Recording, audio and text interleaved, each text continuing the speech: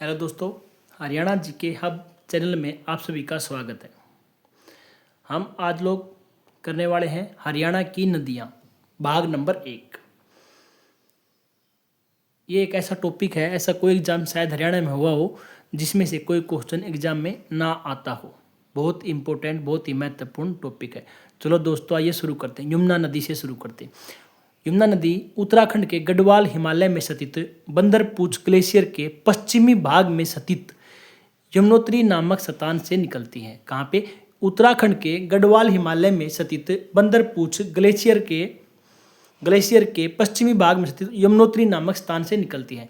हरियाणा की सबसे बड़ी और मुख्य नदी उत्तर प्रदेश के साथ प्राकृतिक सीमा बनाती है। उत्तर प्रदेश के साथ प्राकृतिक सीमा का निर्माण करती है। लंबाई हरियाणा में लगभग इसकी 320 किलोमीटर के आसपास है। थोड़ा बहुत ऊपर नीचे भी लगभग हो सकता है। 320 किलोमीटर के आसपास सीमा बनाती है और हरियाणा में इसकी लंबाई 320 किलोमीटर के आसपास है।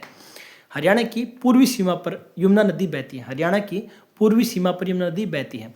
हरियाणा में यमुनानगर के कालेसर से प्रवेश करती है। यमुनानगर के कालेसर से, जहाँ पर आपका कालेसर में, यमुनानगर में कालेसर नेशनल पार्क भी स्थित है।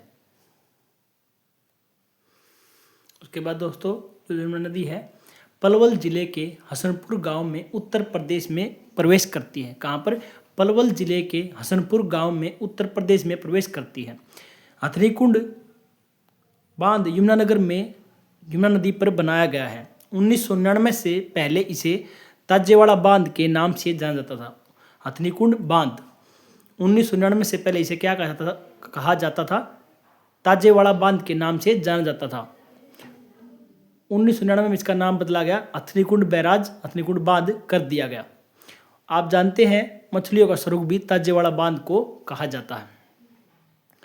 हरियाणा की एकमात्र बारहमासी सदा नीरा नदी, सदा बहने वाली नदी यमुना नदी है। एकमात्र यमुना नदी ही हरियाणा की बारहमासी सदा बहने वाली नदी है।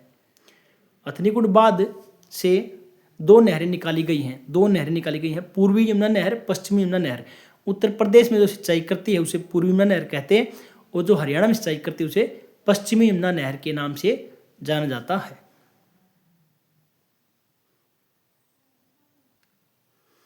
उसके बाद दोस्तों, यमुना नदी की सहायक नदियाँ चंबल, बेतवा, केन, सिंध, हिंडन, शाखा, गिरी। चंबल, बेतवा, केन, सिंध, हिंडन, शाखा, गिरी यमुना नदी की सहायक नदियाँ हैं। यमुना गंगा नदी की सबसे बड़ी सहायक नदी है। यमुना से लाभ पाने वाले जिले हरियाणा में कौन कौन से दोस्तों? यमुनानगर, करनाल, सोनीपत, पानीपत, फरीदाबाद और पलवल। करनाल, सोनीपत, पानीपत, फरीदाबाद और पलवल।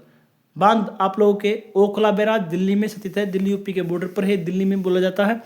और अनंगपुर बैराज फरीदाबाद में आप लोगों को स्थित है। यह भारतीय इंजीनियरिंग का एक नमूना है। इसे ग्रेविटी डैम के नाम से भी जाना जाता है। इसे ग्रेविटी डैम भी कहा जाता है।